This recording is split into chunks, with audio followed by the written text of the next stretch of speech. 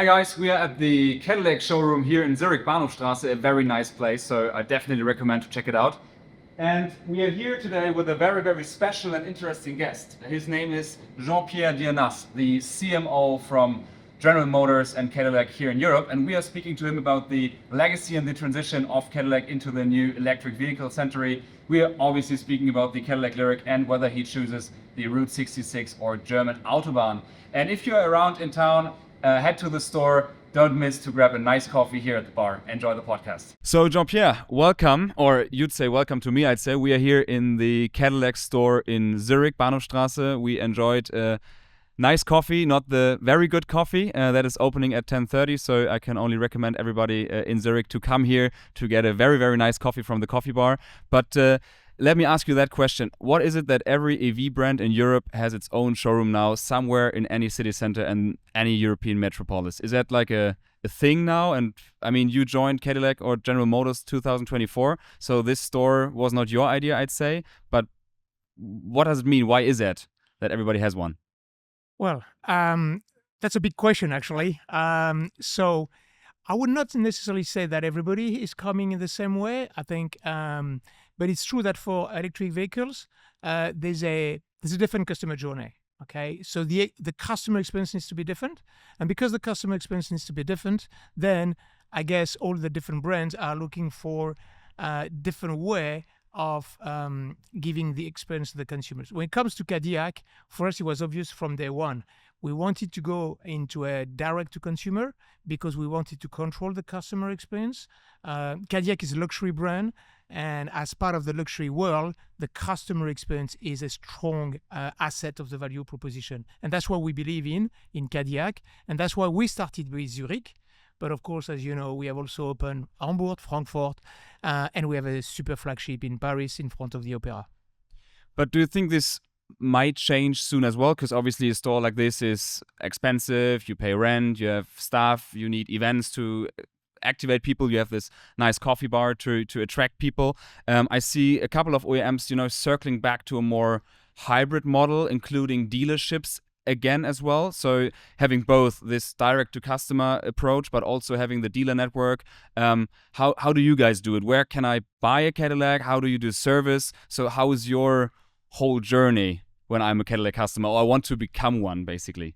So I think you use a word that is important. You call it hybrid, which is, I think, something interesting, which means there's another way to say it, which is pragmatism. Okay, we have to be pragmatic. In some cities, you want to be there with your own means, simply because it has a superior strategic role. Again, if you take about the Paris one, okay, it is much more than just a flagship for France. It's a flagship for Europe. It's a flagship where Cadillac would be at its best and trying to deliver a superior customer experience and also some world premiere. In January, for example, as a concrete example, you know that we are in racing and we reveal the WEC that will fight in Le Mans. There was a world premiere, and the world premiere was in our showroom in Paris, typically.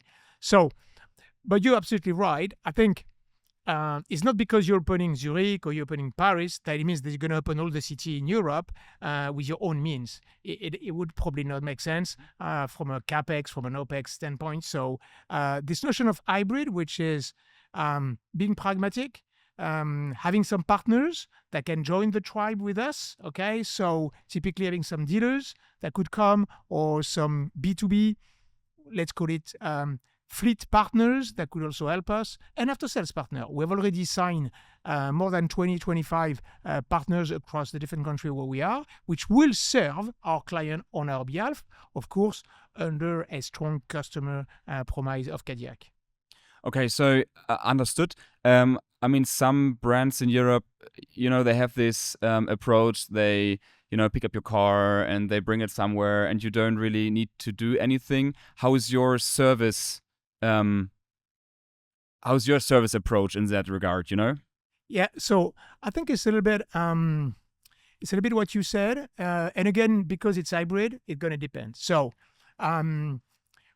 what you care is that you bring the car, we take the car from home, okay? We serve the car and we bring it back to you, okay? So it can be end to end, okay, home to home, okay? Or it can be home to office, Again, for us, we are relatively flexible. When it comes to the hybrid model, so when we're going to have partners, the car is served at the partner workshop, and then if it's more convenient for the client, he can take it back there, or we can lift it to his home or to his office.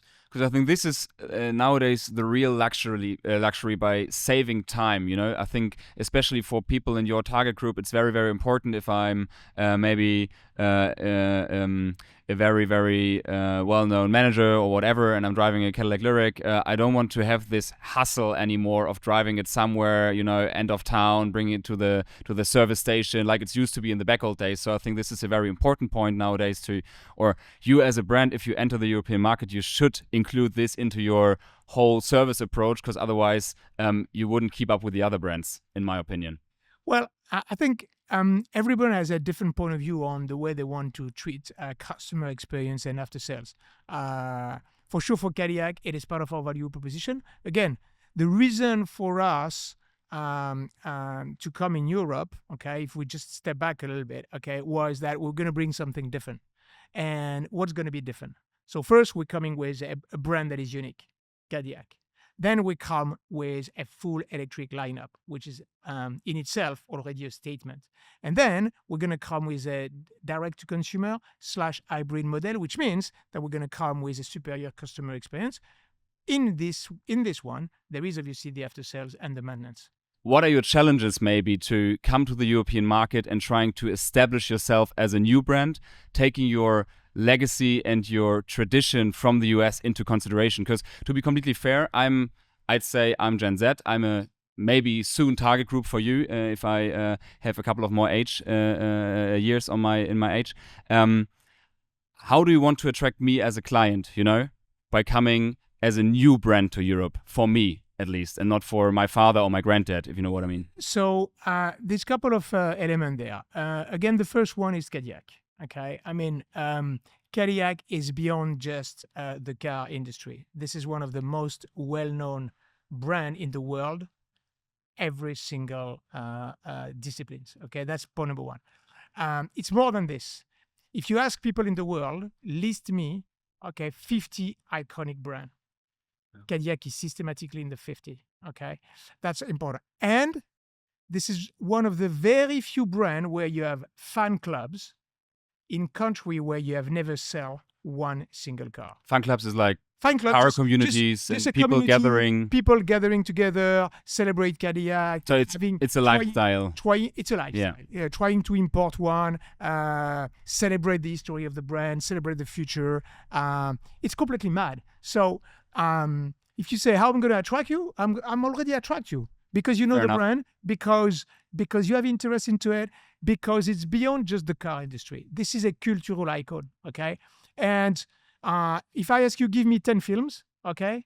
You will probably give me one of them where there is a strong Cadillac scene. Yeah. If I ask you, give me 10 of your best songs, you will probably give me one where there is a Cadillac word in that song. So it's already part. Very fair enough. It's in you already. So now, heritage is heritage, okay? You guys, typically your generation, you're interested into innovation, okay? And how do you drive innovation? First, that's the number one USP of Cadillac, okay? I'm not sure everybody knows, but the starter has been invented by Cadillac. Air conditioning, Cadillac. The best autonomous drive system today, it's called Super Cruise, it's Cadillac. So we know how to attract you from an innovation standpoint. The second element is you like design, okay? You have this car there, and we can always discuss design is subjective.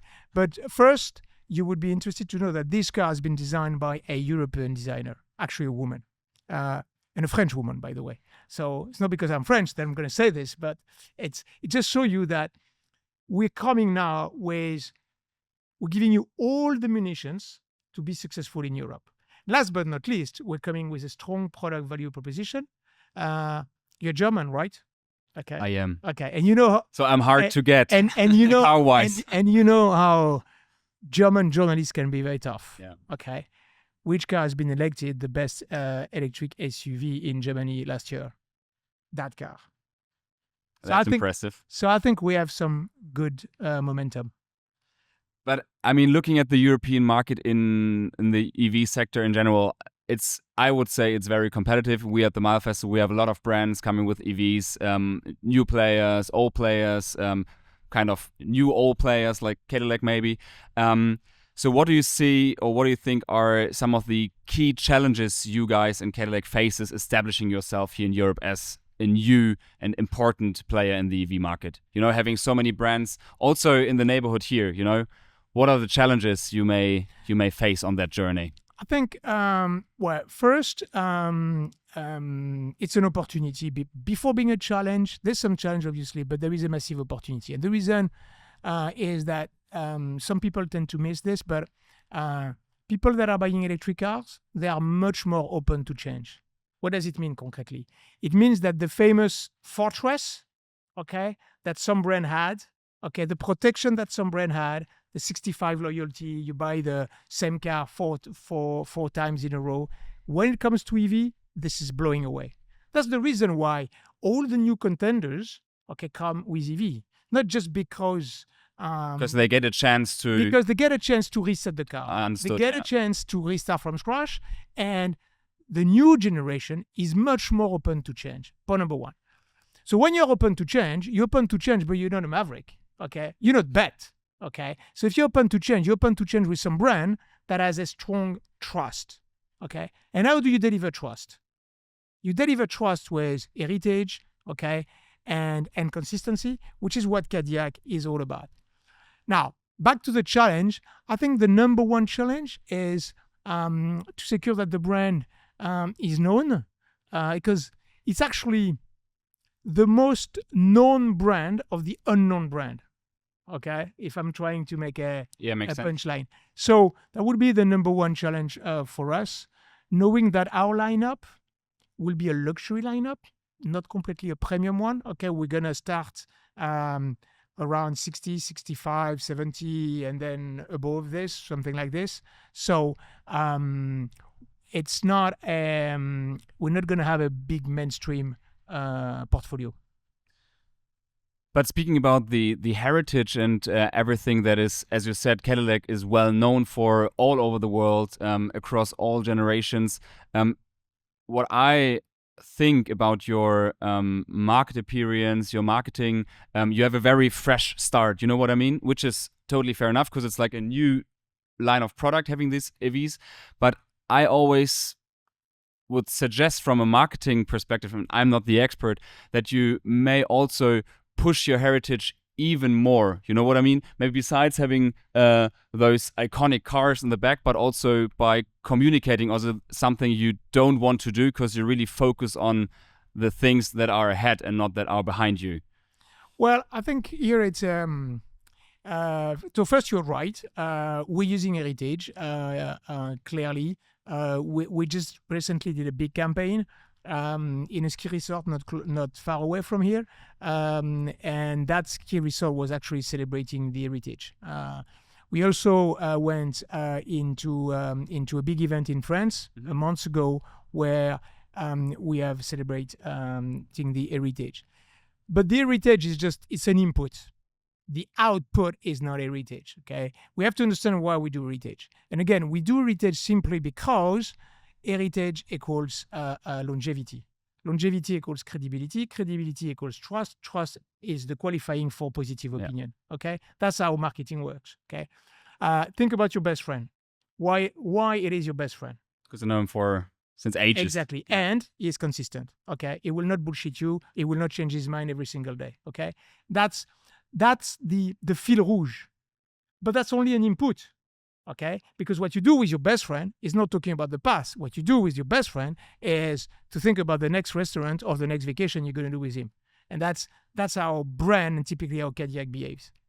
Do you sometimes get criticism or criticized for having this switch now towards EV everything? From customers or from long-time Cadillac drivers, etc., etc.? No, we didn't get any criticism, and for two reasons. Reason number one is Cadillac stands for innovation. So the opposite will be strange, as it would be very strange to come in Europe without an EV lineup. People will not understand it. Yeah. And would be a bold move, though. Yeah. It will be bold, but more importantly, it will not be coherent with what Cadillac stands for, which is, again, design and innovation. Of course, you have some people that has always a strong nostalgia about the whole days, but everybody that understand and like a little bit Cadillac, when they see the lyric that is there, they will immediately say it's a uniquely Cadillac. Okay, this is a design language that is uniquely Cadillac. You will find the vertical front light. You will find the grid. You will find the acoustic lamps in the back. So it's a uniquely Cadillac design, whether it's an EV or not an EV. What would you say comparing the US and Europe in that regard? I mean, in Europe, you are completely pushing electric vehicles, your new strategy. In the US, I think it's slightly different, right? Is it not the time in the US yet for this, or do you do the same stuff? How do you compare your different approaches in those two countries, from your country or in those two regions of the world? Let me say it that way. I mean, it's very hard to compare. I mean, we compare the U.S., which is the home country from Cadillac, i.e., from General Motors. So it's a different scale. It's different landscapes completely. But GM is completely committed to EV. At General Motors, there is a kind of a vision, which is this notion of zero emission, zero congestion, and zero accident, and part of it is giving a strong role to Cadillac with the leading brand for innovation, and as such having these EVs. So I think the two regions are working in parallel. It's driven by the consumer landscapes. In both cases, you will see EV mix growing up. Okay, not always in a straight line trajectory. It's going to be bumpy. It's going to be bumpy everywhere. It's going to be a bumpy for everyone. But the electrification is the journey. Yeah, that's what I wanted to say, because I think the end of the way, 100%. But now, especially in Europe or in some key markets, maybe Germany, we see that it's kind of slowing down a bit at the moment. Are you worried about that, or how does that affect your strategy here by opening stores, by activating the brand, trying to sell cars? Does it affect you, and are you worried about this, or how do you deal with that? I think so. First, I'm not particularly worried, and for one single reason. Nobody has said that it would be a straight line, okay? As said, it's going to be bumpy, okay? And it's going to be bumpy. We're going to do plus and then a little bit minus. What is important is that progressively it goes up, because the journey is the journey, okay? And then the question is it going to be in 2032, 33, 35? Okay, it doesn't really change the long-term plan. Nobody cares about today. So, if it's now, on a short term, from time to time, this is obviously something that we need to accommodate. But again, here I would say two comments. The first one is, I think the most resilient industry in the world, fact-based, is the automotive industry. So the automotive industry know how to adapt to everything, point number one. And when you are GM, which is a super big automotive company with multi-brand, multi-technology, multi-country, we have that potential means to be flexible and to be quickly adaptable to any change. And now, looking at the European market, you have, especially in the premium segment, a lot of competition, also from Germany. A lot of customers are very deeply attached, as you say, to premium brands. I don't want to say names in your house, but you know which I'm talking about. I understood your comment about being a new player makes it easier now to really break this traditional setups up. But I'd like to speak about your products now. How do you plan to position yourself with your products among those other competitors that are here, since we can think about that build nice premium luxury cars, since we can think about how do you want to position yourself with your products, with which advantages? Yeah. So I would say the first one is the design. Before we came in Europe, we did a lot of clinic tests. We show the car with and without the logo, static showroom, with different competitors, we're always finishing first or second. Okay, so I would say that the design is our number one value proposition in this regard. The car stands out. The car has a good stance, and the car is uniquely Cadillac, and it brings something fresh. Point number one. The second one is the interior. Okay, I mean, there's something that the American companies are doing very well, which is they know what comfort means. Okay, so we have the biggest roominess inside. The seats are probably the most comfortable of the industry today.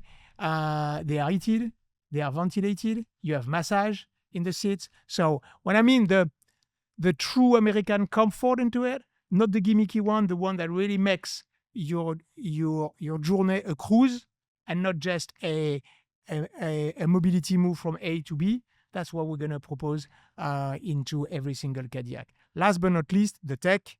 Obviously, we have one of the biggest screen of the category, 33-inch, okay, which is Google Inside. So very intuitive. The car has all the safety features you can imagine in a very American way, which means that there is zero single compromise into that sense. So I would say we have a very good value proposition. Last but not least, when you come to Cadillac, there is no options. There is simply no option. The catalog of Cadillac is very simple. You open it and you have two choices: sport, luxury, and that's it. Same price. Everything is in it. You just have to choose. Same price as well. Same price. So I just decide whether I'm more the exactly, and that's one guy or the other, basically. Exactly. And you don't makes have it to, easy for the customer. And you don't have to bother about the 25 pages of options, okay, and adding 25K of options to get the car. The car is fully loaded. This changed, right? Like for the customer, because I remember earlier back in the days, it was like a huge act to really, individualize your car, and you select all the stuff and you build it up scratch. So is this something you notice that has changed maybe also with our generation, or why do you decide to do that? That only having two options basically to decide off? No, because so there's two elements. One is we are also conscious about the fact that we are a challenger. So if we have a challenger, we have to come with a challenger positioning. And the challenger positioning is that we price correctly, but we secure we have more equipment. And there's two reasons for this. Reason number one is it's helping obviously the conviction, okay, compared to the competitor, but also it's also helping the residual value of our cars, okay. The more the car are equipped upfront, the higher is the residual value, which, as you know, in the luxury segment, this is absolutely critical. So that's more the reason why we did this. And the Lyric, we see it here, nice car. The name and everything is connected to music, right? So where does that come from? And I heard something about a very unique sound setup inside as well. So, as you said, music is very important. It's part of the cultural history of Cadillac, same as movies. And it's true that we try to really particularly work out the sound of the car and the sound of the music and the Sonos systems. We have a 19 speaker system in the car, which is coming from AKG, which really transforms the car into a studio. There's a noise cancellation system that works across the cabin that really make, as I said, what we say is every occasion is an opportunity to drive. Okay, that's our belief. Drive is enjoyable, and we're transforming the drive in a journey. And if you can listen cool music with a fantastic audio system, it really helps. Yeah, 100%. What else is coming besides the Lyric? So, how is your lineup going to look like? So that's a good question. I use the right word, which is lineup. We have a family. We call it internally the IQ family. Okay, so it's hard to tell at this stage, obviously, because I'm not going to reveal obviously any secret. But if your question is, are we going to have only one car in the family? The answer is no. Okay, very soon we're going to have at least two others. Okay. The Optic, right? So you just have to be patient. Optic is there. We reveal it. It's not there in the market, but effectively we announced it already late last year that they will come. This is a small brother of Lyric. Okay, just imagine a little bit more turbulent, a little bit more punchy, a little bit more sporty car. So that car will come. And let's speak about one last topic, maybe what's I would say really important to myself because I'm a big fan, and I think a lot of people in Europe as well. You guys are coming to Formula One. I don't know if that's a topic you like to speak about, but absolutely. That's what we are really interested about, and I know our listeners as well. What was the strategic move behind it, and how could this also influence your standing here in Europe? You know, because obviously Europe is way more popular in Europe than in the US, for example. I mean, it's becoming now, or it's getting there, but still, Formula One in Europe is the racing series. So what was the move behind it, and what do you expect from the whole thing? So the move behind this was relatively natural. First, racing has always been attached to Cadillac. Okay, of course, very much US centric, but it has always been part of the DNA. Okay, of Cadillac. When you talk about racing, the pinnacle of the pinnacle of the pinnacle is Formula One. Okay, something has changed recently. Is that Formula One goes beyond Europe? Okay, massively and massively towards US. And goes to the US and also almost in every region in the world. That's point number one. Point number two, Formula One becoming strongly lifestyle and much more luxury than before. Okay, so racing, lifestyle, luxury. Why Cadillac? Perfect. That's where Just a matter of time. Cadillac. Yeah. That's Cadillac. So we're super happy to be there. It's feel natural. It's also for us a good way to stretch ourselves, because it's about working in one of the most demanding environment in the world. Okay, super. It's all about precision and performance at every single moment and for every single detail. So we're very exciting about it, effectively. And to the second question, if you remember you asked me what is the biggest challenge. I said to you the biggest challenge is that is the awareness of the brand. Okay. Well, having a Cadillac racing team, okay, is going to massively dial up the awareness of the brand in Europe. Because even if the Formula One goes outside Europe, Europe is the number one, and there's some very iconic places. Okay, you could argue Cadillac and Silverstone, Cadillac and Monte Carlo. That's cool stuff. That'd be nice. That's cool stuff. It works. It works very well, actually. You do know who the drivers will be? No. Okay. All right, JP, thank you so much. Last but not least, we have prepared a couple of quick questions where you don't think, just say it, okay? Okay. If anything slips out, we cut it out. Don't worry. Okay. SUV or sedan? SUV. Swiss cheese fondue or American barbecue? American barbecue. Chauffeur or driving yourself? Driving myself. German Autobahn or Route 66? Route 66. Music in the car, jazz or rock? Rock. Luxury or performance? That's a tough one, this one. Performance. Both for Cadillac. Formula One title in the first season or French wins World Cup the next one? I know, French. Okay, perfect. JP, thank you so much. It was a huge pleasure to have you here in the podcast. We are really looking forward to see you guys at MYLE Festival in Zurich. If you listen, very welcome to join you there. You have the possibility to drive the Cadillac Lyric on a test drive, so sign up now. We will also have the possibility to have your wristbands pre-picked up here in the Cadillac store, so can definitely recommend coming here. Thanks for watching, guys. JP, was a huge pleasure. Great company, great heritage, great person. Thank you so much. Appreciate it. Thank you, man. Thank you, everybody. Ciao.